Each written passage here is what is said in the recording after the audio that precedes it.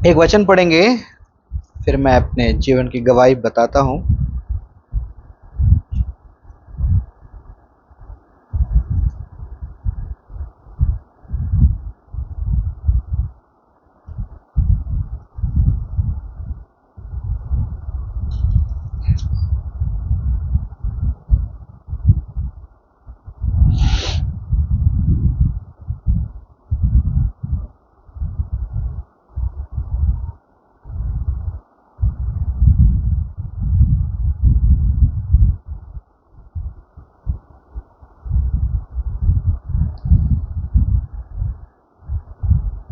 दूसरा तीमुथियुस 3 अध्याय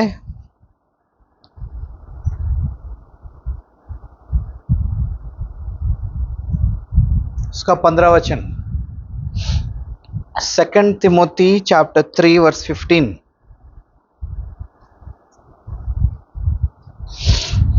हम सब मिलकर पढ़ेंगे।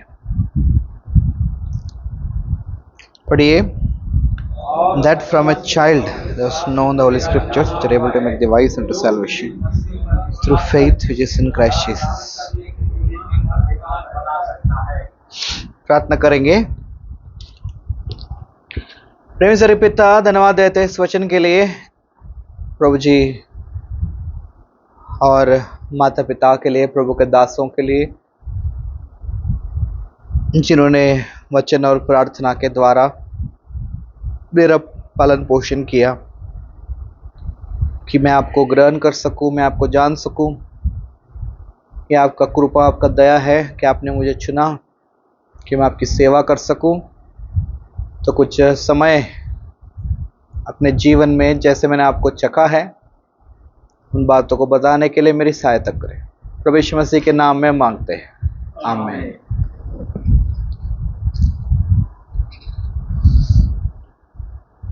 मेरे माता पिता आंध्र प्रदेश से है,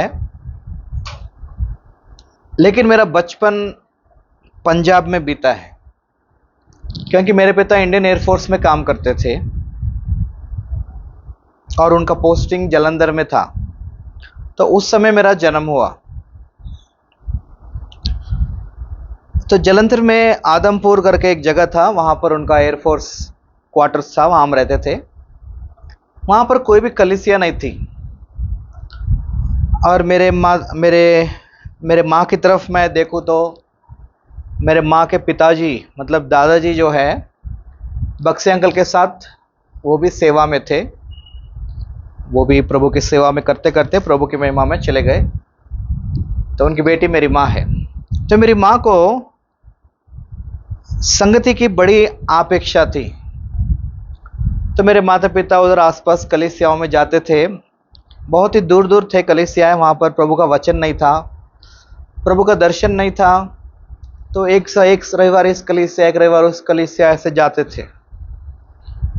फिर बाद में पता चला कि नज़दीक मतलब एक कलीसिया है, प्रभु के दास विलियम्स अंकल के द्वारा चलाए हुए कलीसिया तेड़ा में है।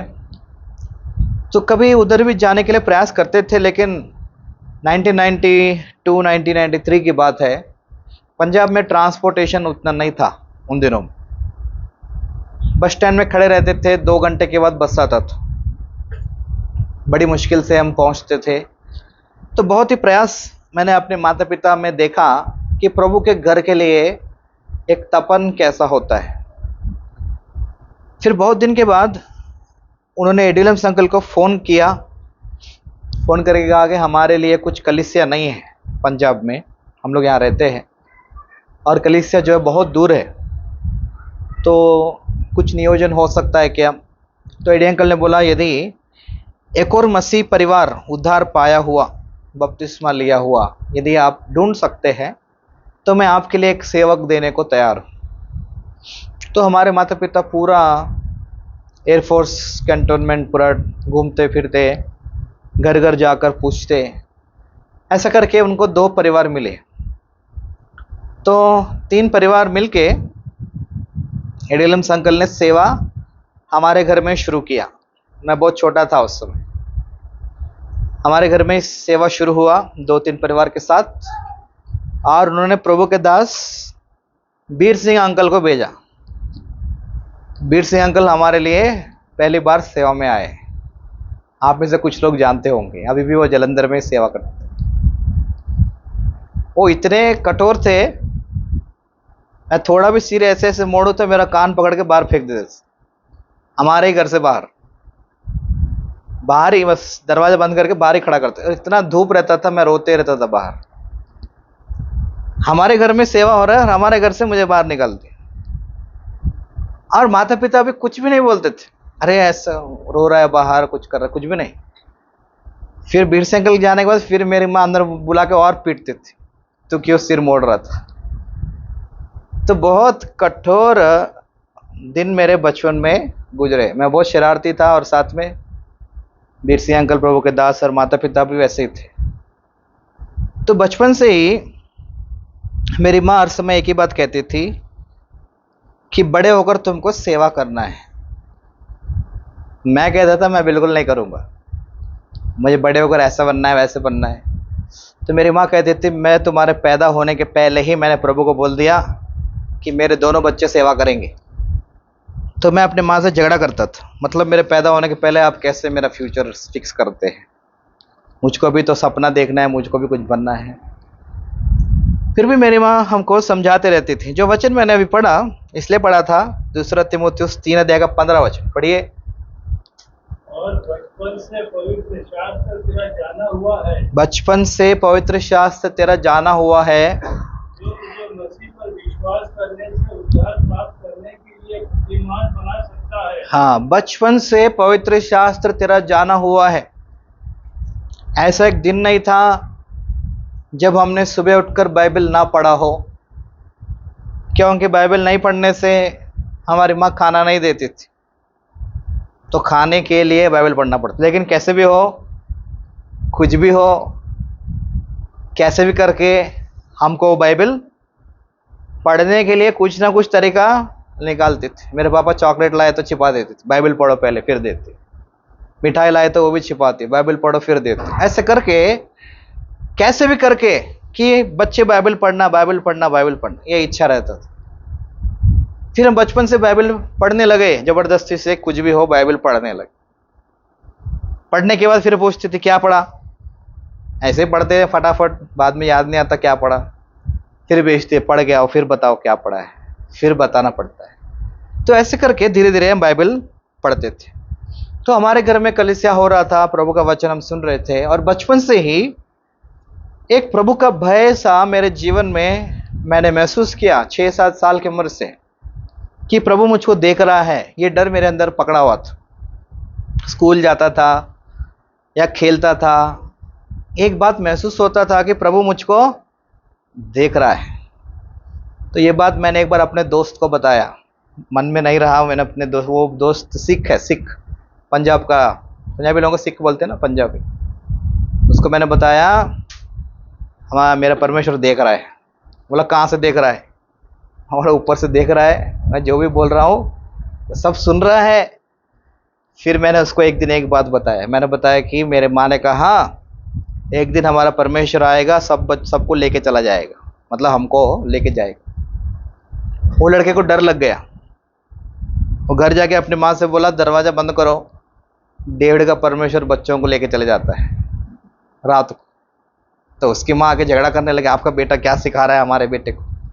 तो ये दूसरा डर मेरे अंदर था। वो डर ये था कि प्रभु आ जाएगा। मेरी माँ हर समय कहती थी तुम करते रहो मस्ती, प्रभु आएगा हमको ले जाएगा, तुम अकेले रह जाओ। तो रात दिन मैं यही देखता था कि मम्मी है कि नहीं घर में। मम्मी नहीं है तो घबरा जाता था, प्रभु शायद ले गया, हम रह गए, रोते रोते बैठते थे। तो ये दो डर मेरे जीवन में थे, एक परमेश्वर देख रहा है, दूसरा परमेश्वर आएगा और हमको ले जाएगा। ये दो डर मेरे जीवन में थे। लेकिन मैं तो शरारती करता था, मस्ती करता था। रात होते ही फिर घुटनों पर आकर प्रार्थना करता था, प्रभु माफ़ करो, कल से अच्छा बच्चा बनूंगा। फिर सुबह उठता था, फिर वही जीवन, फिर रात को आके प्रभु माफ़ करो, क्योंकि मेरे को लगता था प्रभु शायद रात को ही आ जाएगा, सो जाऊंगा तो क्या पता कौन लेके जाएगा, छूट जाएंगे ना, ऐसा डर पकड़ा हुआ था। तो ऐसे जब दिन बीत रहे थे, मेरे पापा 6-7 साल पंजाब में सेवा किए, मतलब एयरफोर्स में काम किए। उसके बाद उनका ट्रांसफ़र हुआ, फिर वो पुणे को आ गए। तभी पूना में 97 की बात है। 97 में हम लोग पूना आए थे, पॉल अंकल भी तभी पूना आए थे। तो हम लगातार कलीसिया में जाते थे। तब सेंट एंड्रू स्कूल में आराधना होता था। मैं बहुत छोटा था, लो गांव में हम रहते थे। वहाँ से हम हर मीटिंग को ले जाते थे। ऐसा एक मीटिंग नहीं है जो हमने छोड़ा। नाइट मीटिंग को भी ले जाते थे। मैं बोलता था माँ को कल एग्जाम है, बोले से भी लेके जाते थे, चलो कुछ नहीं प्रभु देख लेंगे। एक मीटिंग नहीं छोड़ा। मेरे पापा कभी कभी एयरफोर्स की ड्यूटी से कहीं टूर चले जाते थे, बहुत दूर, राजस्थान, कश्मीर, कहीं कहीं चले जाते थे। घर में कभी पैसा भी नहीं रहता था। मेरी माँ बोलती थी पैदल चलेंगे, पैदल लेके जाते थे। कहाँ से, लोगांव किधर है और सेंट एंड्रू स्कूल किधर है। लेकिन कभी हम पैदल पहुंचे नहीं, क्योंकि रास्ते में कोई विश्वासी देख लेते थे और वो हमको ऑटो में बिठाकर पहुंचा देते। लेकिन ये बात यह है, पैदल हो, बारिश हो या कुछ भी हो, एक हफ्ते में एक मीटिंग को भी हमारी माँ छोड़ने नहीं देती थी। जाना है तो जाना है, प्रेयर मीटिंग, नाइट मीटिंग, कुछ भी हो, एग्जाम फेल भी हो जाओ, चलता है, चलो जाएंगे बोल के ले जाते। लेकिन प्रभु के दया से कभी फेल भी नहीं हुए, वो भी एक बात है। ना फेल हुए ना कम मार्क्स आए, प्रभु ने ही सहायता किया, ये तो मैं कह सकता। तो वचन के विषय में और प्रभु के घर के विषय में, चाहे जबरदस्ती से हो, कैसे हो, हमारे माता पिता ने हमारे अंदर एक आदत डाल दिया कि जाना है तो जाना है, और वो भी टाइम से जाना है, लेट नहीं जाना है। लेट जाना है तो जाना ही नहीं है, इसलिए सुबह सुबह ही तैयार होकर निकल जाते थे। संडे सुबह हम जाते थे, रात को 9:30 10 बजे घर पहुंचते थे, पूरा सेवा खत्म करके, सब काम करके।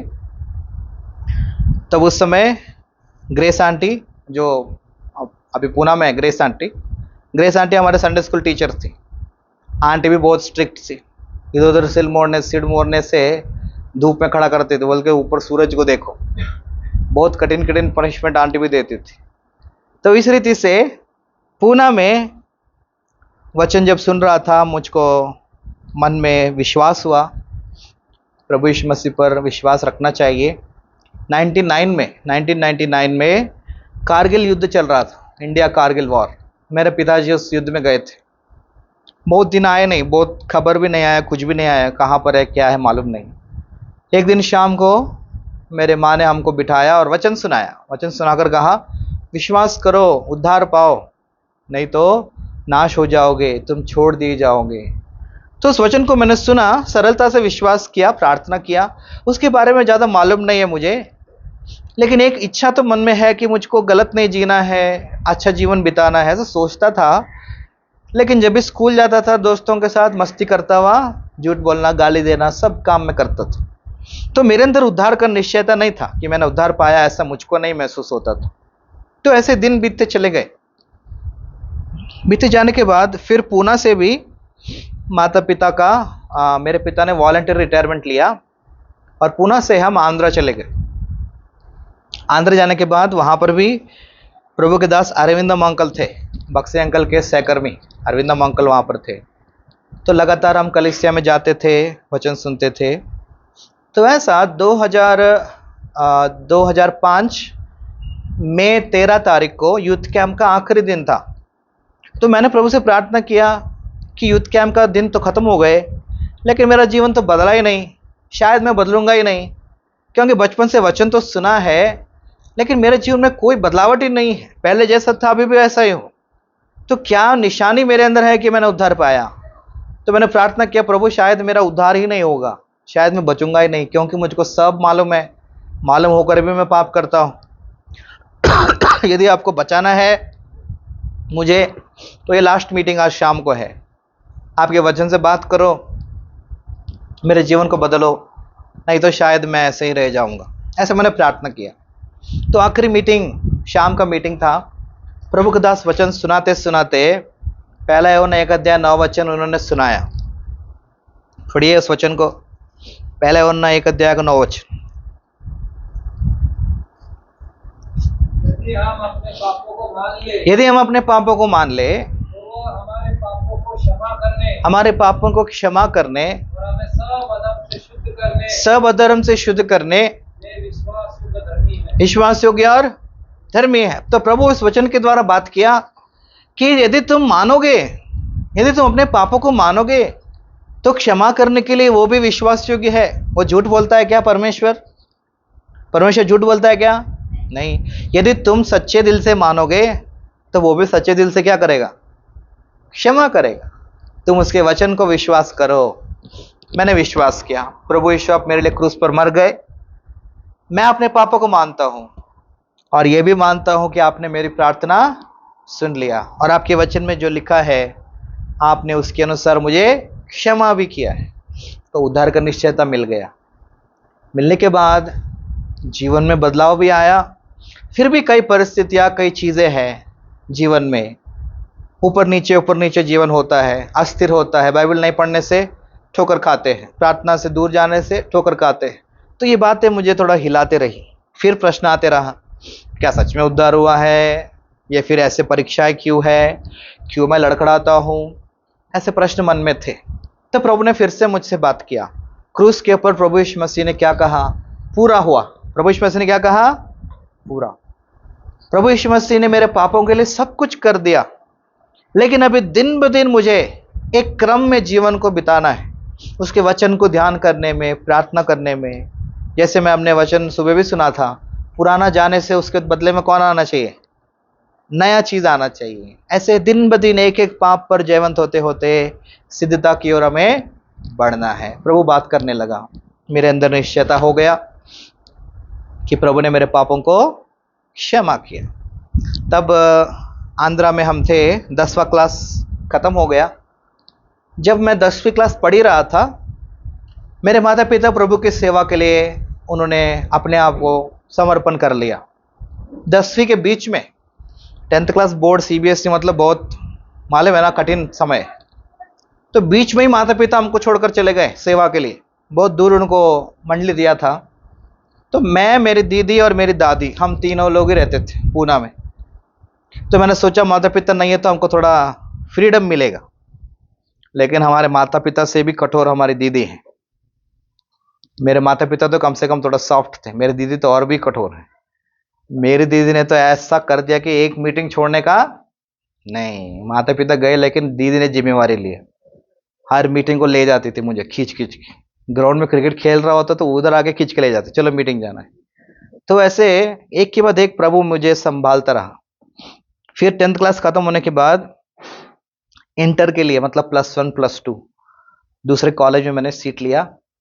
सीट लेने के बाद इंटरमीडिएट फर्स्ट ईयर +1 में 2007 को मैंने बपतिस्मा में गवाही दी। मार्च 4 तारीख को बपतिस्मा में गवाही देने के बाद प्रभु ने मुझसे वचन से जब बात किया, वहां पर प्रभु के दास विक्टर डेविड अंकल थे।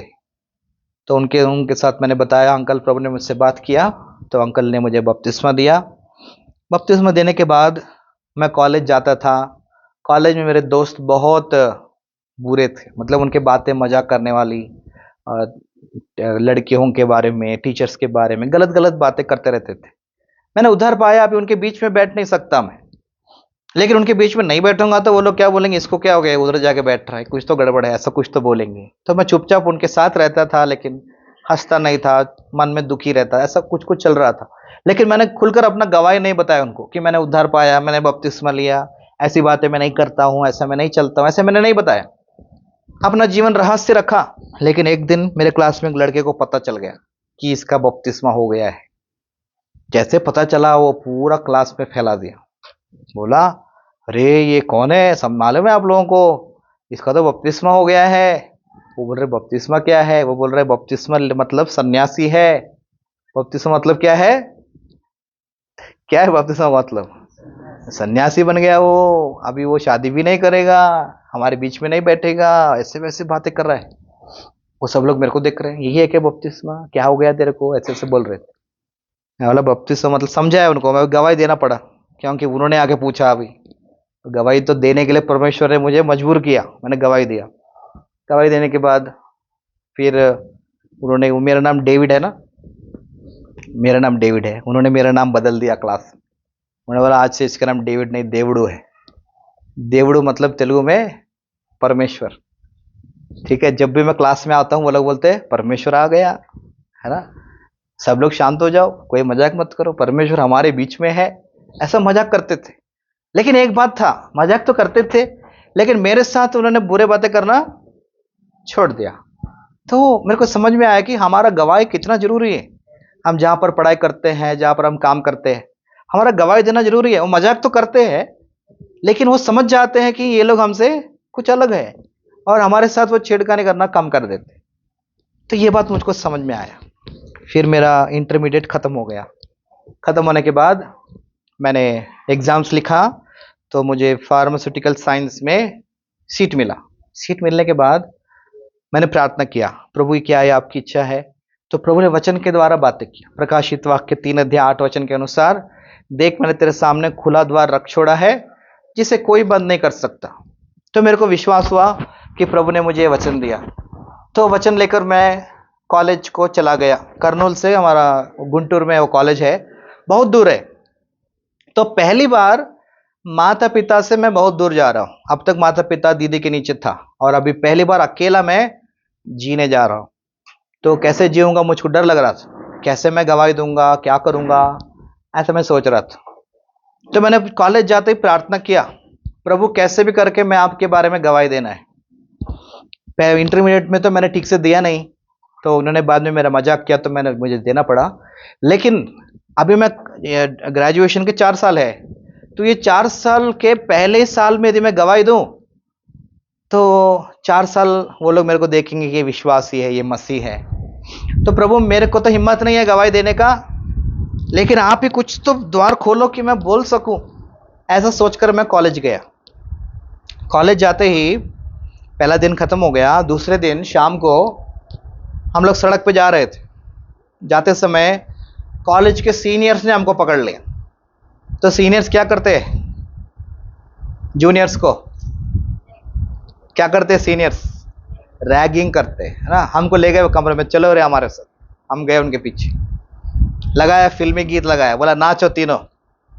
वो दोनों नाच रहे, मैं नहीं नाच रहा हूँ। उसने बोला तू नहीं नाचेगा, तेरे को ऐसा पीटेंगे, 4 साल तेरे को सताएंगे, नाच जल्दी, नाचेगा कि नहीं? मैं बोला मैं नहीं नाच सकता। उसने बोला क्यों नहीं नाचोगे? तो बोलना ही पड़ा। पहले मैं नाचता था, लेकिन मैंने क्या पाया? उद्धार पाया, मैंने बपतिस्मा लिया, अभी मैं नहीं नाच सकता। तो उसने बोला एक सिनेमा का गीत गा। फिर मैं बोला वो भी नहीं गा सकता, अभी तो मेरा बपतिस्मा हो गया।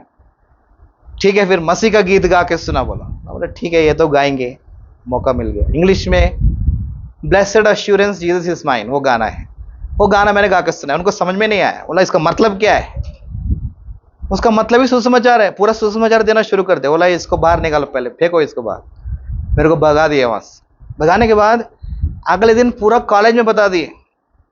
हमारे कॉलेज में एक सन्यासी का ज्वाइन हो गया एडमिशन। ये गलत बात नहीं करेगा, ये झूठ नहीं बोलता है ना, ये हमसे अलग रहता है, इसका बपतिस्मा हो गया। पूरा फैला दिया कॉलेज पूरा। और इसके बाद अच्छा हुआ, सब लोग मुझे देखने लगे। मेरे क्लास के लोग देखने लगे, मेरे टीचर्स देखने लगे। क्या देखने लगे? कि सच में वो गवाही के अनुसार जिएगा या नहीं जिएगा। तो ये एक चैलेंज बन गया। एक प्रभु का भी डर है अभी, और दूसरा गवाही का भी डर है। अभी गवाही को भी संभालना है, क्योंकि सब लोग देख रहे। तो प्रभु के दया से गवाही को संभालने में भी प्रभु ने मदद की। तो पहले साल एग्जाम्स आए। पहले एग्जाम में मैंने थोड़ा नकल मारा, थोड़ा आंसर नहीं आया, तो नकल मारते वो बात मेरे माता पिता को पता चला। उन्होंने बोला तू फेल हो जा चलेगा, लेकिन नकल नहीं मारना। फिर बाकी एग्जाम पूरा मैंने रातों रात पढ़ के लिख दिया। नकल करने का मौका भी आया, लेकिन प्रभु की दया से मैंने देखा नहीं। तो प्रभु ने सहायता किया फर्स्ट ईयर पूरा पास होने में। उसके बाद लगातार हर सेमेस्टर में प्रभु की मदद से मैं आगे बढ़ता चला गया। तो दूसरी बात, मेरे पिता माता पिता मुझसे कहते थे हर दिन सुबह उठकर क्लास में जितने भी बच्चे हैं उन सबके नाम लिखना और उनके लिए प्रार्थना करना। तो मेरे पापा सुबह 4 बजे फ़ोन करते थे। सुबह 4 बजे फ़ोन करके उठाते थे, उठो प्रार्थना करो अपने दोस्तों के लिए। तो मैं सुबह उठकर प्रार्थना करता था, हर एक का नाम लेकर। अटेंडेंस पूरा मैंने लिख लिया था एक दिन।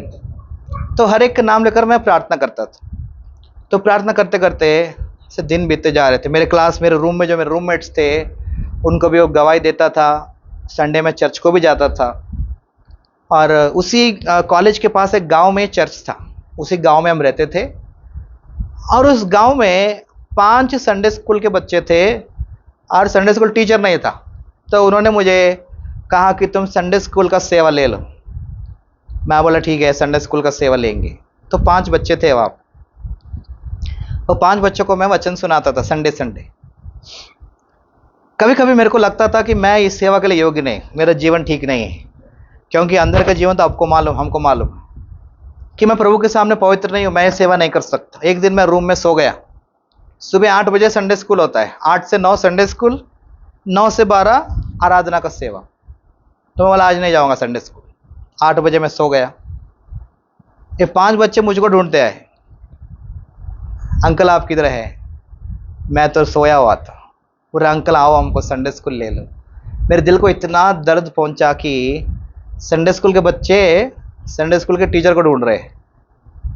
कहीं पर क्या होता है, टीचर बच्चों को ढूंढते हैं ना, यहाँ पर उल्टा हो रहा है, बच्चे मुझको ढूंढ रहे हैं। बड़ी लापरवाही से मैंने सेवा किया, ये बात मैं आप सबके सामने मान लेता हूँ। कुछ ही दिनों के बाद मुझको थोड़ा हारमोनियम बजाना आता था। मान लो वो छोटा सा गांव है और मेन ब्रांच गुंटूर में है। गुंटूर में कम से कम 1000 लोग आते हैं, 1000 लोग।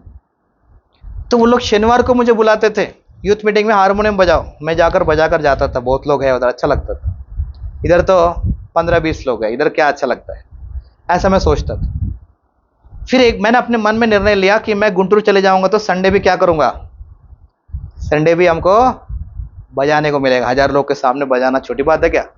करेंगे। मैं गुंटूर चला गया, प्रभु से प्रार्थना नहीं, कुछ। जैसे ही मैं गुंटूर गया, उधर का सेवक का ट्रांसफर हो गया। तो नया सेवक जो है उसको मालूम ही नहीं मैं हारमोनियम बजाता हूँ, तो उसने कभी मुझे बजाने को बोला ही नहीं। तो ऐसा मैं साइड हो गया। साइड होने के बाद धीरे धीरे मैंने चर्च जाना भी छोड़ दिया। संडे जाता था, कभी बीच मीटिंग्स में नहीं जाता था। फिर मैंने सोचा यहीं पर बहुत सारे कलीसिया हैं, हमारे कलीसिया में कौन सी बड़ी बात है, दूसरे कलीसिया भी जाएंगे बोल के दूसरे कलीसिया में मैं गया। जाते ही उधर का सेवक वचन शुरू किया। शुरू करके क्या बोला, तू यहाँ पर क्यों आया है, प्रभु को मालूम है। मैं बोला ये तो डायरेक्ट हमसे ही बात कर रहा है। बोल के मैं बाइबल उठाया, वो मेन जो पुराने चर्च था उधर चला गया। तो उधर का सेवक वचन में क्या बोल रहा है, हागर तू कहाँ से आ रहा आई है, मुझको मालूम है।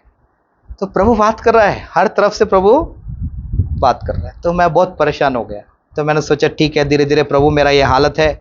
मैंने वो बच्चों का सेवा छोड़ दिया और यहाँ आया। इधर ना हारमोनियम का सेवा है ना बच्चों का सेवा है। मैं बहुत निराशा में चला गया।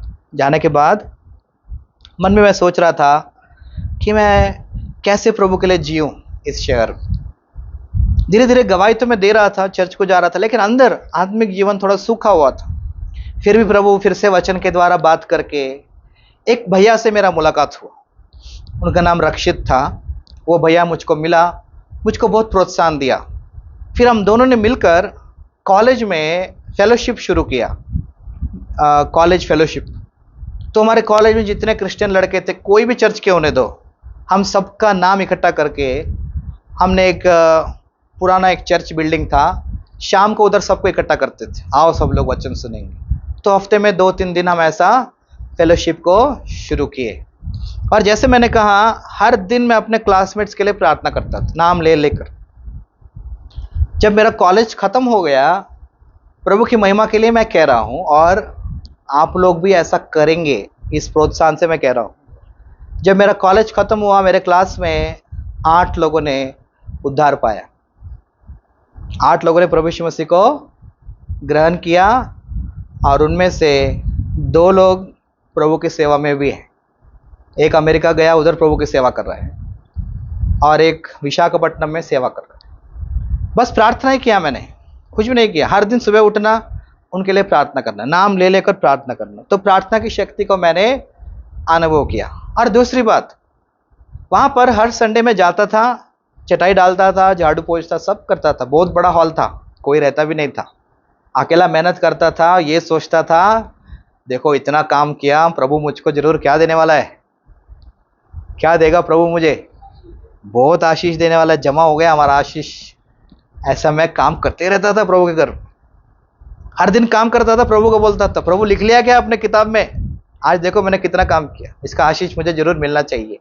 ऐसा सोचकर मैं काम करते रहता था। तो मेरा ग्रेजुएशन खत्म हो गया। खत्म होने के बाद अब क्या करें, आगे क्या करें, ऐसा सोचकर एक दिन प्रभु का दास आया, बहुत दूर से वचन दिया।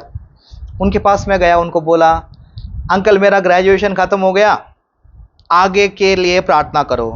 उन्होंने क्या बोला पता है, आगे के लिए मैं प्रार्थना नहीं करूंगा। बोला ऐसा कौन बोलता है अंकल, प्रार्थना तो करो। तो बोले आगे के लिए मैं प्रार्थना इसलिए नहीं करूंगा क्योंकि तुमको सेवा करना है। मैं तो उनको जानता नहीं, वो मुझको जानते नहीं, ऐसे कैसे बोलते हैं कुछ भी बोल के। मैं बहुत नाराज हो गया, नाराज होकर घर चला गया। घर जाने के बाद मैंने जॉब इंटरव्यूज के लिए अपना रेज्यूमे भेजना शुरू कर दिया। जो भी नौकरी मिले हम करेंगे, लेकिन सेवा तो नहीं करेंगे। प्रभु के सामने दो ऑप्शन रखा, प्रभु आगे पढ़ाई करना है या नौकरी करना है। कितने ऑप्शन रखा प्रभु के सामने, तीसरा ऑप्शन नहीं रखा। तीसरा रखेंगे तो ही क्या हो जाए, खतरा है। प्रभु सेवा भी करना है क्या बोलेंगे तो प्रभु बोलेगा हाँ, बोले तो क्या करें, इसलिए तीसरा ऑप्शन ही हटा दो, दो ही रखो, प्रभु नौकरी करना है या पढ़ाई करना है। प्रभु क्यों बोलेगा, कुछ नहीं बोलेगा। हम ऐसे अपना मर्जी ऑप्शन देंगे तो प्रभु भी उत्तर नहीं देता। प्रभु ने उत्तर नहीं दिया। मैंने अपना अप्लाई किया, हैदराबाद में क्लिनिकल रिसर्च के लिए अप्लाई किया और मुझको मिल भी गया। क्लिनिकल रिसर्च और ड्रग डिस्कवरी में क्लिनिकल रिसर्च एसोसिएट की तरह मुझको प्लेसमेंट हो गया। उन्होंने बोला 9 मंथ्स ट्रेनिंग देंगे, उसके बाद आपको अब्रॉड में आपको प्लेसमेंट होगा, आपको तैयार रहना चाहिए जाने के लिए। मैं तो बहुत खुश हो गया, यही तो मौका है भागने का। तो मैं पहले दिन ज्वाइनिंग का दिन है, पहला दिन मैं गया, सुबह बाइबल खोला, मेरे को याद नहीं था कि क्या पढ़ना है। रिबन रहता है ना, कब मार्किंग रखते हैं ना हम लोग, वो मार्किंग मोड़ा। उस दिन मुझे सुबह क्या वचन था पढ़ेंगे, योना 1 अध्याय 2 और 3 वचन।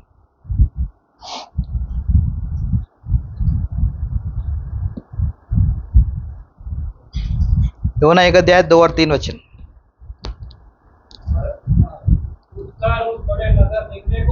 उठकर उस बड़े नगर निनवे को जा और उसके विरुद्ध प्रचार कर, क्योंकि उसकी बुराई मेरी दृष्टि में बढ़ गई है। और 3, परंतु योना यहोवा के सम्मुख से तर्शीश को भाग जाने के लिए उठा। क्या लिखा है, परंतु योना यहोवा के सम्मुख से तर्शीश को भाग जाने के लिए उठा। इंग्लिश में लिखा है, इंग्लिश में अलग लिखा है, ऐसे ही लिखा है। फर्स्ट लाइन आता है, but Jonah rose up to flee from the presence of the Lord. परमेश्वर की उपस्थिति से योना भाग रहा है, ऐसा लिखा है। मेरा वचन वहां रुक गया, अटक गया। बोला ऐसा कैसा वचन आ गया। फिर भी हम हार नहीं मानते, फिर से पढ़ा वचन, फिर से पढ़ेंगे। मोड़ने का आदत है वचन, क्या करने का आदत है, अपने जरूरत के अनुसार मोड़ने का आदत है। फिर ऊपर का वचन में क्या लिखा है, उठकर उस बड़े नगर को जा। मैं प्रभु को बोला वो बड़ा नगर हैदराबाद है। बड़ा नगर क्या है, हैदराबाद। तो मैं हैदराबाद को ही जा रहा हूँ। प्रभु ने बोला ठीक है जाओ। गया मैं, पहले दिन ही ऑटो में जा रहा था, मेरा फ़ोन गुम हो गया। बहुत ही महंगा कैमरा था मेरे पास, वो भी चोरी हो गया। तो पहले दिन जाने का खुशी चला गया दिल में से। मैं वापस मुड़कर घर को जब आ रहा था, इतना भयंकर बारिश हुआ कि मैं घर भी पहुंच नहीं पाया ठीक से। तूफान गरज रहा है चारों ओर, और वचन याद आ रहा है, योना जाकर सो गया तो क्या आया समुद्र में, तूफान, और वही मौसम दिख रहा है। समझ में आ गया कहीं तो गड़बड़ हो गया अभी, लेकिन क्या करें, ज्वाइनिंग तो हो गया, एडमिशन तो हो गया। मैंने माना नहीं, प्रभु का वचन नहीं माना, ऐसे ही चलते रहा, आगे बढ़ते गया। नहीं मैं जाऊंगा, करूंगा, मैंने प्रभु का आशीष है सोचकर मैं चलता गया। तो दिन बीतते गए और मेरे अंदर अशांति भी बढ़ता चला गया, क्योंकि जब आप एक अच्छा काम करते हैं तो आपको शांति आनंद मिलना चाहिए, और जब आपको शांति आनंद ही नहीं मिली, उस काम को करेंगे कैसे। तो मैं 3 महीने हो गए 3 महीने होने के बाद वचन पढ़ रहा था, ऐसा लग रहा है कि वचन का कुछ मतलब ही नहीं। मैं प्रभु से प्रॉमिस मांग रहा था, प्रभु कुछ तो प्रॉमिस दो, एक वचन भी नहीं मिल रहा है। 3 महीने तक मैं गया, लेकिन एक समय 3 महीने के बाद ऐसा आया, अभी ऐसे लगा कि मैं अभी जी नहीं सकता, शायद मैं मर जाऊंगा। इतना बेचैनी मन में आ गया। तब मैंने सोचा कम से कम अभी तो मैं प्रार्थना करूं कि प्रभु आपकी इच्छा नहीं है तो बताओ। आज तक मैंने नहीं किया ऐसा। आज तक क्या करता रहा, कैसे भी करके अपने अपने अपने आप को कन्विंस करने को देख रहा था। और 3 महीने के बाद मैंने सौंप दिया, छोड़ दिया, बोला प्रभु आपके मन में क्या है एक बार बता दो। अब तक तो मैं अपना करते रहा। फिर प्रभु ने मुझसे बात किया कि मुझे ये काम पसंद नहीं, वापस अपने घर को चला जा। मैं गया ऑफिस, मैंने रिजाइन कर दिया और सामान लेकर घर आ गया। मेरे माता पिता तब सेवा कर रहे थे। घर आने के बाद बहुत नाराज हो गया मैं परमेश्वर से। क्यों? इतने दिन आपके घर में झाड़ू पोछा किया, हर दिन सुबह उठ के प्रार्थना किया, कितनी चटाई लगाई मैंने चर्च में, ये सब याद दिलाया किसको? किसको याद दिलाया? परमेश्वर। इतना करने के बाद आपने मेरे साथ क्यों धोखा किया? मेरे दोस्त सब अच्छे नौकरी में चले गए, कोई अच्छे पढ़ाई में चला गया, और मैं जो आपके पीछे चल रहा था, जो आपके लिए खड़ा था, आपके लिए गवाही दिया, मेरा जीवन क्या मिला? मुझे कुछ नहीं मिला। मुझे तो आपने बीच में से हटा दिया और सर्टिफिकेट मेरे वहाँ अटक गए। कंपनी में अभी आगे नहीं जा सकते, पीछे नहीं जा सकते, बीच में अटका दिया। बहुत नाराज हो गया। नाराज होकर बाइबल पढ़ना छोड़ दिया। कितने महीने नहीं पढ़ा? 3 महीने नहीं पढ़ा। 3 महीने बाइबल नहीं पढ़ा, प्रार्थना भी नहीं किया। लेकिन माता पिता लोगों को मालूम ही नहीं चला कि मैं नहीं पढ़ रहा। नाटक ऐसा करता था, बाइबल खोलकर घुमाता था पेज, उनको लगता था पढ़ रहा है। चर्च में जाता था, चर्च में पेज घुमाता था ऐसे वैसे, एक वचन नहीं पढ़ता था। उनको लग रहा है हमारा बेटा बहुत भक्त बन गया, अभी हर मीटिंग में आता है, बाइबल खोलता है, बाइबल पढ़ता है। बिल्कुल पढ़ना छोड़ दिया। 3 महीने के बाद ऐसा हुआ, हमारे चर्च में एक आदमी मर गया, तो उसको दफनाने के लिए कलीसिया के सारे भाई लोग चले गए। और जब गए वहां बारिश आई, वो लोग अटक गए उधर। तो मेरे पिता ने मुझे फोन किया, फोन करके बोला अरे हम भूल गए, आज जवानों का यूथ मीटिंग है, हम लोग वापस नहीं आ सकते, तुमको यूथ मीटिंग लेना है। क्या बोले? तुमको यूथ मीटिंग लेना है। मेरे मन में मैं सोच रहा हूं 3 महीने से मैं बाइबल नहीं पढ़ रहा हूं, मैं क्या यूथ मीटिंग लूंगा? अभी मैं कितना समझाया मेरे पिता को, मेरे पिता ने नहीं तुमको लेना पड़ेगा, फोन रख दी। अभी मैं आया घुटनों पे आके प्रार्थना कर रहा हूं प्रभु से, प्रभु हमारा रिश्ता तो ठीक नहीं है, लेकिन वो जवानों को कुछ तो बोलूं, वो लोग आएंगे तो कुछ तो वचन याद दिलाओ कि मैं उनको बोल सकूं। ऐसा मैं प्रार्थना किया, खड़े हो गया, खड़े होकर जाके उधर वचन बोलने लगा। और वचन बोलते समय थोड़ा अपने आप को भी भूल जाते हैं हम लोग। तो वचन याद आया, तू अपने परमेश्वर से अपने पूरे मन से, पूरे बल से, पूरे सामर्थ्य से प्रेम रख करके वचन बोल के मेरे मुंह से निकल गया। क्या बाइबल पढ़ रहे क्या आप लोग हर दिन? निकलने के बाद जितना तेजी से उधर गया उतना तेजी से उधर आया वचन, तू पढ़ रहा है क्या पहले, मतलब अंदर से ही।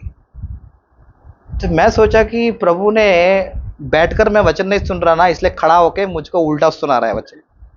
ये तो बहुत ही फंस गया मैं। तो मैं वचन बोले नहीं पा रहा, मैं बोल रहा हूं, हर वचन मेरे को आ रहा है रिवर्स कि तू कितने महीने से नहीं पढ़ रहा है, कम से कम वो लोग को देख पढ़ रहे हैं हर दिन, तू क्या कर रहा है 3 महीने से बाइबल भी नहीं खोल रहा है। तो मैं बहुत पश्चाताप किया, बहुत मेरे को आंसू आ गए। मैं बाइबल बंद किया, घर को गया। शाम को जाने के बाद प्रभु के पास मैं रो रो कर प्रार्थना करने लगा। मैंने ये बोला, प्रभु ठीक है, लेकिन क्यों आपने ऐसा किया? मैंने आपके लिए कितना प्रयास किया, मैंने आपके लिए कितना मेहनत किया, आपके घर में कितना काम किया, इसका इनाम क्यों नहीं मिला मुझे? Where is the reward of my work? मैंने जो प्रयास किया आपने उसका इनाम मुझे नहीं दिया, यही मेरे जीवन में दुख है, मैं आपके सामने मान लेता हूं। ऐसे मैं प्रभु से बहुत देर तक बोलते रहा। फिर उसके बाद जो बात प्रभु ने मुझसे किया, उस बातों ने मेरे दिल को तोड़ दिया। देखिए क्या लिखा है यशायाह किताब 53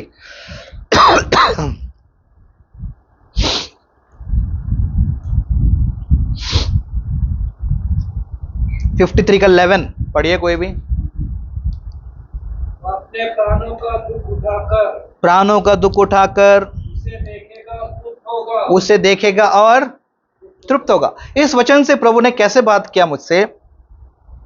प्रभु मुझसे बोल रहा है, देखो बचपन से तुमने जो भी काम किया मेरे घर में या मेरे लिए, हर एक काम का हिसाब मेरे पास है, और इसका इनाम तो मैंने तुमको दिया है और दूंगा भी।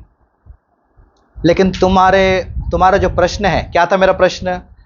प्रभु जी मेरे मेहनत का फल किधर है? मतलब मैंने जो प्रयास किया उसका रिवॉर्ड किधर है? उसके उत्तर में प्रभु यीशु मसीह मुझसे कह रहे हैं, तो कलवरी के क्रूस पर मैंने जो दुख उठाया, कलवरी के क्रूस के ऊपर मैंने जो संकट को सहा, कलवरी के क्रूस के ऊपर जो मेहनत मैंने किया, फिर उसका इनाम किधर है? परमेश्वर उल्टा मुझसे पूछ रहा है। तो छोटे छोटे कामों के लिए इनाम मांगता है, ये छोटा काम किया मुझे इनाम दो, ये छोटा काम किया मुझे इनाम दो, ये छोटा काम किया मुझे इनाम दो। तो प्रभु मुझसे पूछ रहा है, तो क्रूस के काम पर मैंने जो किया उसका इनाम किधर है? कौन देगा मुझको उसका इनाम? कौन जाएगा मेरे लिए? कौन मेरी सेवा करेगा? तुम सब अपने अपने जीवन में जाना चाहते हो, तुम सब लोगों के लिए अपने अपने काम है, लेकिन मेरे लिए भी कोई काम करे? मेरे लिए कौन जाएगा?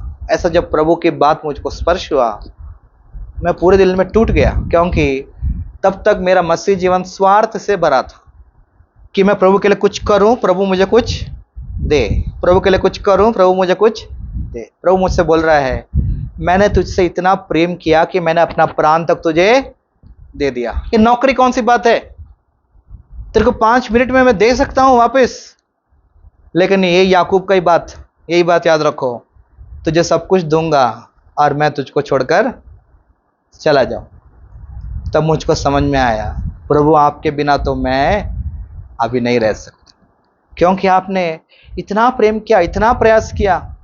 मैं छोटी छोटी बातों के लिए इनाम मांगता हूं, और आप कलवरी के क्रूस पर लटक कर मुझसे कह रहे हो कि मेरे लिए कौन जाएगा, मेरे लिए कौन काम करेगा, मेरे लिए कौन इनाम को लाएगा। इससे मेरा दिल टूटकर मैंने प्रभु से कहा, ठीक है प्रभु, यदि आपकी इच्छा है कि मैं सेवा करूं, मैं करने को तैयार हूं। यदि आपकी इच्छा है नौकरी करूं, तो मैं करने को तैयार हूं। लेकिन जो भी हो, अपना मैं खाली करता हूं, अपने आप को सौंपता हूं। आप वचन दो, मैं मान लूंगा। तो उस साल मेरा ईयर एंड प्रॉमिस होता है ना, उस साल ईयर एंड प्रॉमिस में प्रभु ने कौन सा वचन दिया? देखिए, यशायाह 61 अध्याय उसका पहला वचन।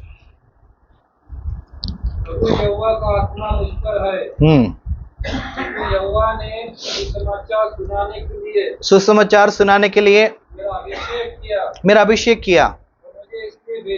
मुझे इसलिए भेजा है कि खेदित मन के लोगों को शांति दूं, हाँ, प्रचार करूं। तो जैसे मैं प्रॉमिस लिया, तुरंत तो देखा नहीं, बाइबल में रख दिया, बंद किया, पूरा मीटिंग खत्म हो गया, सब घर चले गए। कोने में गया, धीरे से खोला, डर लग रहा है क्या निकलेगा मालूम नहीं।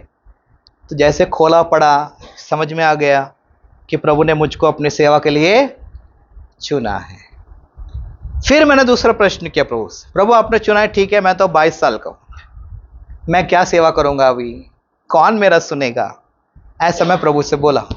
प्रभु ने उसका वचन उत्तर भी मुझे दिया। पढ़िए यिर्मयाह की किताब 1 अध्याय 6 वचन, 6 और 7। मैंने कहा, हे प्रभु यहोवा, हे प्रभु यहोवा, मैं तो बोलना भी नहीं जानता, मैं बोलना भी नहीं जानता, क्योंकि मैं लड़का ही हूँ। मैं लड़का ही हूँ। यहोवा ने मुझसे कहा, मत कह कि मैं लड़का हूँ, क्योंकि जिस किसी के पास मैं तुझे भेजूं वहां तू जाएगा, जहाँ भेजूं वहां तू जाएगा, जो कुछ मैं तुझे आज्ञा दूं वही तू कहेगा, जो मैं आज्ञा दूं वही तू कहे। प्रभु ने बोला, मत कह कि मैं लड़का हूँ, जहाँ भेजूं वहां तू जाएगा, जो कहूं मैं वो तू कहेगा। कितना साफ प्रभु बात करता है वचन के द्वारा। मैंने मान लिया। मानने के बाद ये कौन सा साल था? 2013 में मैं सेवा में आया। वहाँ पर एक प्रभु के दास थे, विक्टर डेविड अंकल, उनके पास मैं गया। उनके पास जाने से उन्होंने मुझसे कहा तुम्हारे माता पिता भी सेवक है, वापस माता पिता के पास जाओ और वो लोग जो कहते हैं वो तुम करो। मैं वापस आ गया घर को। मेरे माता पिता सेवा में थे, उनके साथ में कम से कम 2 साल रहा। और ये 2 साल में मेरी माँ ने मुझे कभी संडे स्कूल का सेवा नहीं दिया। अब देखो, सेवा में आने से कम दे सकते ना, अरे बच्चों का सेवा तुम करो बोल के। 2 साल संडे स्कूल का सेवा भी नहीं दिया। मुझको याद आया, क्या याद आया? जिस कॉलेज के दिनों में 4-5 बच्चों को मैंने लापरवाही किया, उस दिन से लेकर मैंने जब गिनती की 7 साल प्रभु ने मुझको संडे स्कूल का सेवा नहीं दिया। छोटी सी लापरवाही को भी प्रभु देखता है, उसका मैं उदाहरण दे सकता। 7 साल संडे स्कूल की सेवा से दूर रखा। फिर 2 साल माता पिता के साथ रहा। हेब्रोन गया। हेब्रोन में उन्होंने कहा कितने लोग सेवा को समर्पण करना चाहते हैं, हाथ उठाओ। मैं तो पहले समर्पित था, मैंने भी हाथ उठाया। मेरे साथ 300 लोगों ने हाथ उठाया। मैं तो बहुत खुश हो गया, 300 लोग गए। तो उन्होंने बोला जो जो सेवा के लिए समर्पण किए हैं हेब्रोन कंपाउंड में आओ, बात करेंगे। मैं गया उधर। मैं सोचा पता नहीं कितने लोग आए होंगे। उधर जाके देखा तो कोई भी नहीं आया। हाथ तो 300 उठाए और उधर एक भी नहीं, मैं अकेला ही था। एक सेवक आया बात करने के लिए, बिठाया, बोला गवाही सुनाओ। बोला मैं गवाही सुना रहा हूँ, वो सेवक इधर उधर देख रहा है ऐसे। हाँ ऐसा है क्या, वैसा है, सुन रहा ही नहीं मेरा गवाही। बोला मैं तो बहुत दिल में बहुत दुखित हुआ कि मैं गंभीरता से गवाही सुना रहा हूँ और इस सेवक को तो कुछ भी ध्यान मेरे गवाही पे है ही नहीं। गुस्से में मैं चला गया वहां से। फिर उन्होंने बोला लेटर लिखो, गवाही लिखो, हम बुलाएंगे। मैंने लेटर लिखा, उन्होंने कुछ उत्तर भी नहीं दिया, फ़ोन भी नहीं किया। बोला ये लोग कैसे बुलाते नहीं, वो कुछ भी करते नहीं। बहुत नाराज हो गए। निर्णय लिया कि मैं हेब्रोन नहीं जाऊंगा सेवा के लिए, देखता हूँ प्रभु कहाँ भेजता है। अब मैंने निर्णय लिया। क्या निर्णय लिया? एक अमेरिका से मिशनरी आया था, तो उसके मीटिंग्स में मैं गया। उस मिशनरी से मैंने मुलाकात किया। उस मिशनरी को अपना गवाही बताया। मिशनरी बहुत खुश हो गया। वो बोला तुमको मैं भेजता हूँ एक जगह, अच्छा ट्रेनिंग मिलेगा वचन का, फिर तुमको एक अच्छा मंडली भी देंगे, तुम सेवा कर सकते हो। 3 साल का बाइबल कॉलेज में पढ़ाई करना है। मैं बहुत खुश हो गया। 3 साल बाइबल पढ़ेंगे अच्छे से, बाद में प्रार्थना करेंगे, बाद में देखेंगे सेवा कहाँ है। और वो कॉलेज कहाँ था? गोवा में। और भी खुश हो गया। सुबह सुबह बाइबल लेके जाऊंगा, समुद्र के किनारे बैठूंगा, प्रार्थना करूंगा, प्रभु बात करेगा, कितना अच्छा लगेगा, ऐसा सोचकर मैं गया। एडमिशन हो गया, उन्होंने ले लिया मुझे कॉलेज। वापस घर को आए सामान लेने के लिए, सामान पैक किया, जाने वालों मेरी माँ बीच में खड़े हो गई। खड़े होकर बोलती है प्रभु ने बात किया क्या? बोला क्या बात कर रहा है, प्रभु ने तो भेजा है कॉलेज में, और कौन भेज रहा है? नहीं प्रभु ने बात किया क्या, प्रभु ने वचन दिया क्या? मैं बहुत परेशान हो गया। फिर मैं बोला ठीक है मैं प्रार्थना करता हूँ। तो 1 हफ्ता मैंने प्रार्थना की। 1 हफ्ता प्रार्थना करने के बाद प्रभु ने वचन से मुझसे बातें किया। देखिए इफिसियों की पत्री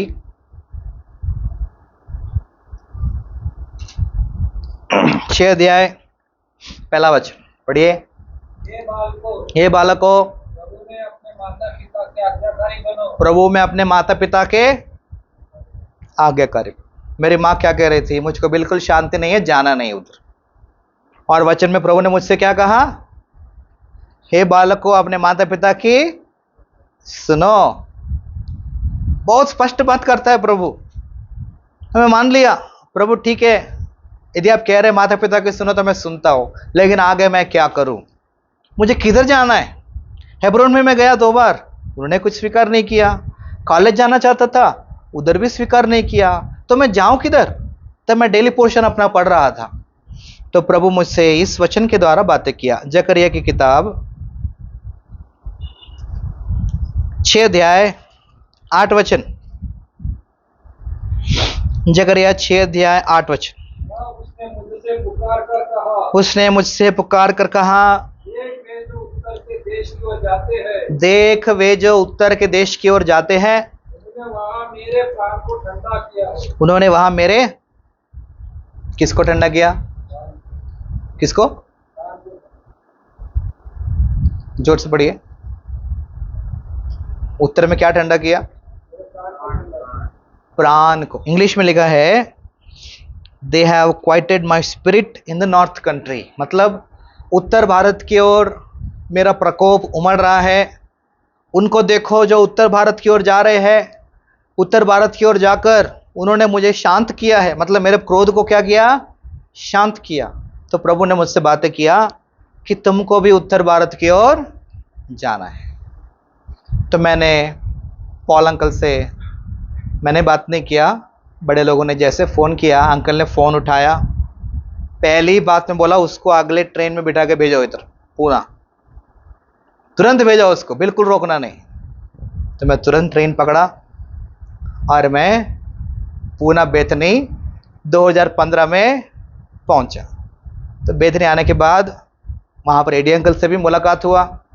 एडी अंकल के साथ, पॉल अंकल के साथ रहते हुए प्रभु के वचनों के द्वारा प्रभु यीशु मसीह के बारे में, सेवा के बारे में उनसे सीखता रहा। बहुत महिमा भरा समय प्रभु ने दिया। 1.5 साल के बाद वहाँ पर मुझको संडे स्कूल का सेवा मिला। प्रभु ने वचन दिया, इन मेमनों की इंग्लिश में ना, फीड माई लैम्प्स, ये छोटे भेड़ों की को मतलब रखवाली करो। तो संडे स्कूल का सेवा में मैं आगे बढ़ते गया। यहाँ पर मैं एक और बात अपने जीवन से एक बात बताना चाहता हूँ। हमारे मामा की एक बेटी थी, उसने भी सेवा को समर्पण किया। तो आंध्रा में शादी होता है, कजिन मैरिज जो बोलते हैं, आंध्रा में होता है। तो बड़े परिवार के बड़े सदस्यों का सुझाव था, चलो वो भी सेवा में है, तुम भी सेवा में हो, आप दोनों को शादी क्यों ना करें। तो मेरे अंदर भी इच्छा हुई, अच्छी बात है, वो भी संडे स्कूल सेवा करती है, तो मैं तैयार हूँ मेरे मन में। तो ऐसा हमारी शादी उन्होंने ऐसा तय किया बातों में। लेकिन प्रभु की इच्छा मैंने नहीं जाना, प्रभु की इच्छा मैंने जाना ही नहीं, अपने मन से ही मैं कह रहा हूँ आपको, अपने मन से ही मेरी इच्छा हुई, अच्छी बात है, ये शादी के लिए मैं तैयार हूँ। तो कुछ साल के बाद, 2-3 साल के बाद पॉल अंकल एक दिन मुझको बुलाकर बोले, बेटा मुझको ये शादी के विषय में शांति नहीं है। बोलने के बाद क्या बोले, फिर भी तुम्हारा निर्णय है, तुम जो करोगे, तुम जो निर्णय लोगे वो ठीक है, लेकिन मेरे को शांति नहीं, अभी मैं क्या करूं। अंकल ने बोला मेरे को शांति नहीं, और ऊपर से क्या बोला, तुम जो निर्णय लोगे वो तुम्हारी मर्जी, लेकिन मेरे को शांति नहीं। ये मेरे मन में बैठ गया। फिर भी मैं बोला नहीं नहीं, मैं पीछे नहीं हटूंगा। बात दिया तो बात दिया। कुछ दिन बीत गए। एक दिन मेरा दोस्त फ़ोन किया मुझे, मतलब हम दोनों मिलकर प्रार्थना करते हैं, सुबह सुबह 6 बजे फ़ोन में हमारे दिन प्रार्थना करते। एक दिन वो मुझे फ़ोन किया, बोला मुझको शांति नहीं है। बोला अरे तुमको शांति नहीं है तो क्या करूं, डेट भी नज़दीक आ रहा है। डेट भी फिक्स हो गया, जनवरी 29 तारीख को शादी है, 2019 जनवरी 29 को शादी फिक्स होने के बाद वो फ़ोन करके बोलता है मेरे को शांति नहीं। बोला ऐसे कैसे होगा। तो मैंने बोला देखो भाई, जो हो गया वो हो गया। ये सब बातें सुनकर मैं थोड़ा डिस्टर्ब होकर प्रभु के पास गया। प्रभु के पास जाकर बोला, प्रभु मैं तो कैंसिल नहीं करूंगा, यदि आपकी इच्छा नहीं है तो आप ही कुछ करो, बोलकर मैंने प्रभु पे छोड़ दी। फिर अंकल ने मुझे बताया, ठीक है तुम्हारी शादी होने वाली है, एक काम करो, तुम्हारी शादी होने के बाद शिक्रापुर करके पूना में एक जगह है, वहां तुमको सेवा के लिए भेजेंगे। उस लड़की को फोन करके बोलो हमको शिक्रापुर भेजने वाले हैं, प्रार्थना करो। बोले ठीक है। मैंने उसको फ़ोन किया, अंकल कह रहे हैं हम शादी होने के बाद शिक्रापुर जाना है। उसने बोला मैं नहीं आऊँगी। उसने क्या बोला, मैं नहीं आऊँगी। मैं तो शॉक हो गया, अरे ऐसे कैसे, प्रभु के दास का हम कैसे बात नहीं मान, ऐसे नहीं हो सकता। फिर उसने बोला मुझको उत्तर भारत के लिए बिल्कुल शांति नहीं है, यदि तुमको मुझसे शादी करना है तुम आंध्रा में आओ, शादी करेंगे, आंध्रा में सेवा करेंगे, आंध्रा से बाहर मैं कदम नहीं रखूंगा। अभी मैं फंस गया। प्रभु ने क्या कहा था मुझे, किधर जाना है, उत्तर भारत में। अभी जिस लड़की से मेरा शादी होने वाला है वो कहती है आंध्र से बाहर मैं पाँव नहीं रखूंगी, यदि तुम जबरदस्ती शादी करोगे तो शादी में बोल दूंगी मुझको जबरदस्ती शादी किया गया है। बोला ये तो बहुत ही गड़बड़ हो गया। फिर मैंने एक ही बात स्पष्ट किया, देखो बहुत कठिन निर्णय है, लेकिन प्रभु ने मुझसे पहले कहा था, क्या कहा था, तुमको किधर सेवा करना है, किधर सेवा करना है, उत्तर भारत। मैं आंध्रा वापस नहीं आ सकते। तो इसी बात से जनवरी में शायद ये दिसंबर में कैंसिल हो गया शायद। तो उसके लिए तो मेरा मतलब मेरा ही गलत निर्णय था शुरुआत से, मैंने प्रभु की इच्छा जाना नहीं। मैंने बोला ठीक है, जो नुकसान हुआ हो गया, शांत रह गया। लेकिन जनवरी 29 तारीख को एडी अंकल ने मुझे अपने कमरे में बुलाया। कमरे में बुलाकर कहा, मैंने तुम्हारे लिए एक लड़की देखा है, तुमको हाँ या ना कहना है बस। मेरे को मालूम नहीं कौन है, तुमको हाँ या ना कहना है, तुम बोलो क्या करना है। मैंने बोला अंकल यदि आपने देखा है तो पहले तो मैं देखकर नुकसान हो गया, अभी आपने देखा है तो उससे बड़ी बात क्या है, आपने जो देखा वो ठीक है, ऐसे में बोला। तब अंकल ने बताया पंजाब में सेवा कर रहे सैम विक्लिफ अंकल की बेटी, उससे भी बात नहीं हुआ, मेरे माता पिता से बात नहीं हुआ, किसी से बात नहीं हुआ, डायरेक्ट मुझसे ही बात हो। मैंने अंकल को बोला अंकल ठीक है मैं प्रार्थना करता हूँ। अंकल ने बोला प्रार्थना करने की जरूरत नहीं है, मैंने ऑलरेडी कर दिया है, तुमको हाँ या ना दोनों में से एक ही बोलना है। मैं बोला ठीक है अंकल, आपने कर दिया तो फिर हाँ ही है मेरा, ना तो नहीं। अंकल ने तुरंत प्रार्थना किया। प्रार्थना करके फरवरी में हमारा एंगेजमेंट हुआ और मई में हमारा शादी हो गई। शादी होने के बाद अंकल ने फ़ोन किया, शादी होकर एक हफ्ता हो गया, अंकल ने फ़ोन किया लड़की को खम्मम भेजो, लड़के को छत्तीसगढ़ भेजो। मतलब शादी हो गई एक ही हफ्ता हुआ, लड़की को खम्मम भेजना है, लड़के को छत्तीसगढ़ भेजना है, ऐसे कैसे कहाँ हो सकता है। हम बहुत परेशान हुए, फिर भी हमने सोचा ठीक है प्रभु के दास जैसा कहते हैं वैसा हमको करना है, हम सेवा के लिए तो आए हैं तो हम बात मान लेंगे। तो हमने अलग अलग बैग पैक करके रेडी हो गए। उतने में वापस फ़ोन आया, नहीं नहीं तुम दोनों मिलकर खम्मम जाओ। ये बहुत बड़ा परीक्षा था मेरे लिए। क्यों पता है?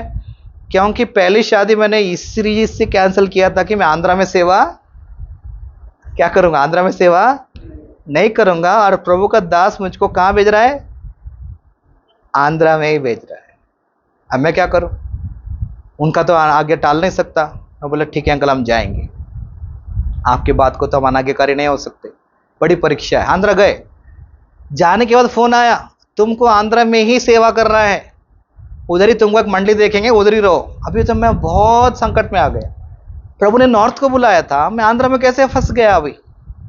और पहले जो रिश्ता था वो लोग क्या बोलेंगे, हमारे लिए तो मना किया, अभी तो आके इधर ही सेवा कर रहा है, कितना मुश्किल है। ऐसे मैं सोचकर प्रार्थना कर रहा था।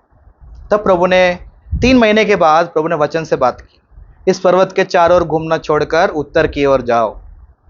ये वचन मुझे मिला।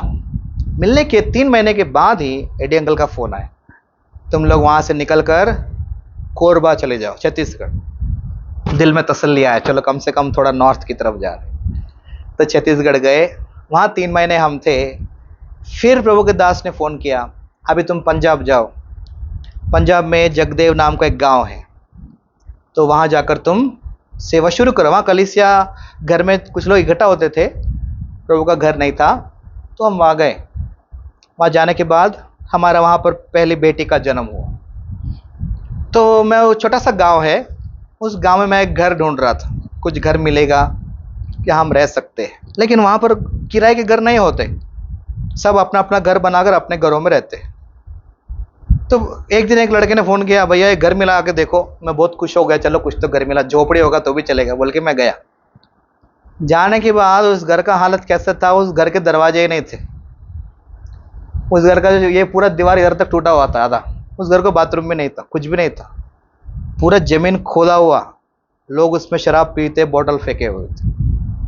मैं बहुत परेशान हो गया, मन में बहुत चिंतित हुआ थोड़ी देर। फिर जब सोचा, उस साल का प्रभु का वायदा मुझे याद आया। क्या प्रॉमिस दिया था प्रभु ने, पढ़िए, वही प्रॉमिस फिर से मिला। प्रकाशित वाक्य 3:8 पढ़िए।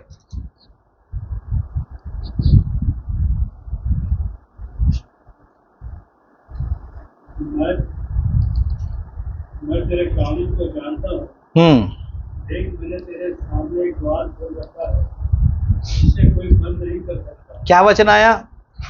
तेरे सामने द्वार खोल रखा है जिसे कोई बंद नहीं कर सकता। तो दरवाजा होना चाहिए ना बंद करने के लिए, समझ गए ना?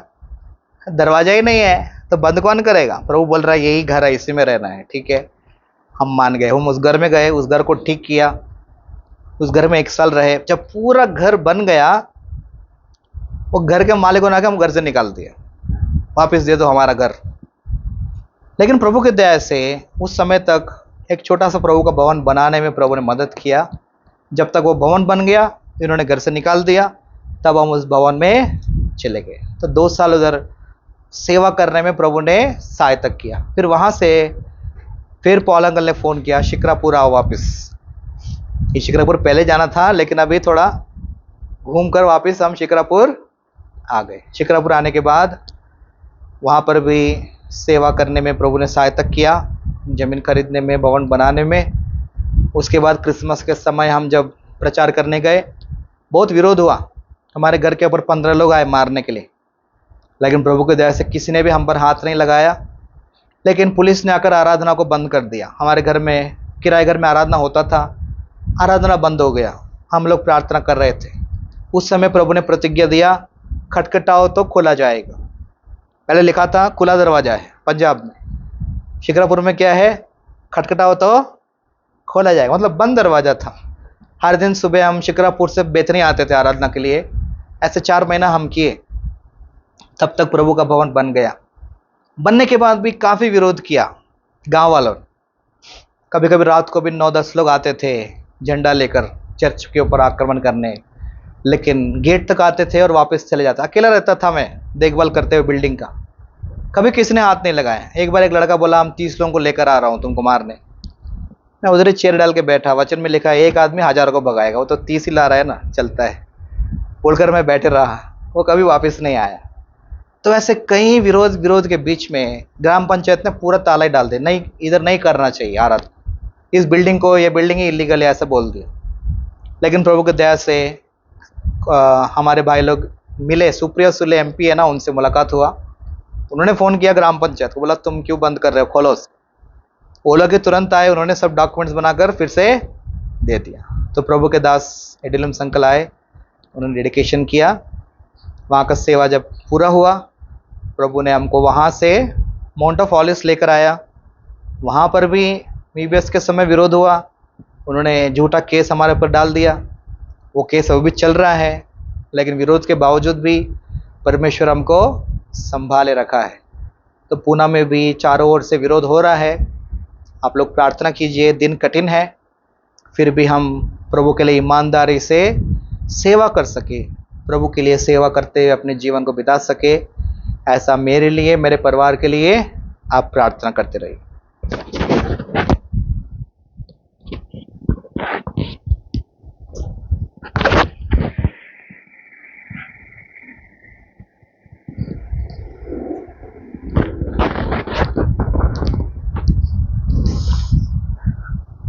आज के दिन के लिए हम प्रभु को धन्यवाद देते हैं। प्रभु अपने दास भाई डेविड को हमारे बीच में लाकर आज दिन की सेवका में प्रभु ने सहायता किया है। हम प्रभु को धन्यवाद देते हैं। आखिरी प्रार्थना के बाद सबके लिए चाय और स्नैक्स का प्रबंध किया गया है। सब लोग चाय और स्नैक्स लेकर आप जा सकते हैं। और एक सूचना है, कल का जो थैंक्स गिविंग मीटिंग था, भाई प्रशांत और सिस्टर राहल, उनके घर में जो थैंक्स गिविंग मीटिंग था, वो थैंक्स गिविंग मीटिंग उनके घर पे नहीं होगा, यहीं पर होगा, क्योंकि भाई का और बहन का तबीयत ठीक नहीं है, तो अरेंजमेंट करना उनके लिए थोड़ा मुश्किल हो रहा है। तो भाई लोगों ने कहा कि हम यहीं पर थैंक्स गिविंग रखेंगे। तो कल शाम का थैंक्स गिविंग मीटिंग यहीं पर शाम को 6:30 बजे रहेगा, और सबके लिए भोजन का भी प्रबंध रहेगा परिवार की तरफ से। तो जितने भी लोग आज आए हैं तो सबको इन्विटेशन है। तो कल शाम को 6:30 बजे सब लोग यहीं पर आइए, थैंक्स गिविंग मीटिंग रहेगा। और संडे की जो आराधना वो सुबह 9:30 बजे रहेगा। प्रभु के दास भाई डेविड दोनों दिन, कल और परसों संडे तक हमारे बीच में रहेंगे, उनके लिए भी, उनकी सेवकाई के लिए। अभी पूना माउंट ऑफ ऑलिव्स में भाई परिवार के साथ सेवा कर रहे हैं, उनकी सेवकाई के लिए भी आप अपने व्यक्तिगत प्रार्थना में स्मरण कीजिए, प्रार्थना करें।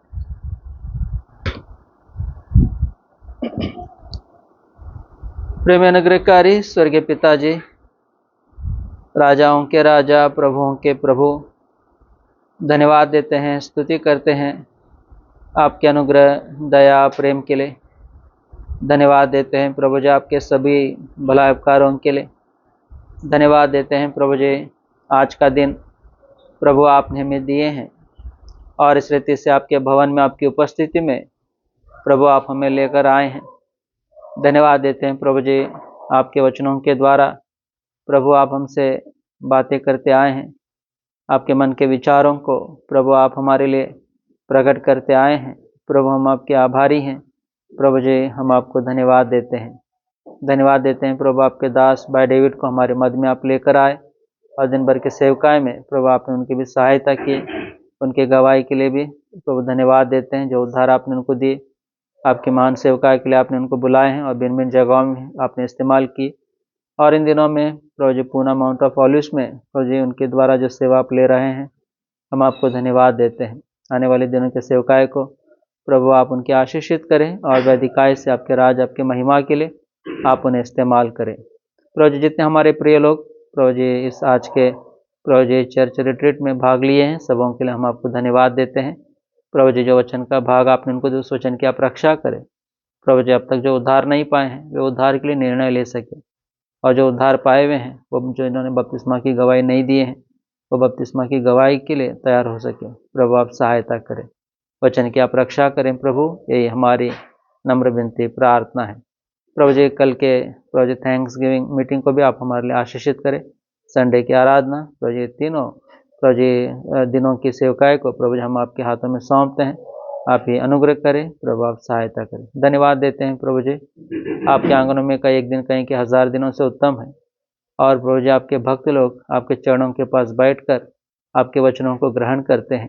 प्रभु जी मरियम ने उस उत्तम बाग को चुन लिया जो उसे कभी छीना नहीं जाएगा। प्रभु आपके दास की गवाही के द्वारा प्रभु जी आपके वचन को पढ़ने के विषय में, मानने के विषय में महत्व आप सिखाते आए हैं। जैसे तिमोथियुस के विषय में स्मरण दिलाया गया कि पवित्र शास्त्र तेरे बालकपन से तेरा जाना हुआ है। प्रभु जी आपके वचन के पहचान में बढ़ते जाने के लिए प्रभु आप हमारी सहायता करें, यही हमारी नम्र विनती प्रार्थना है।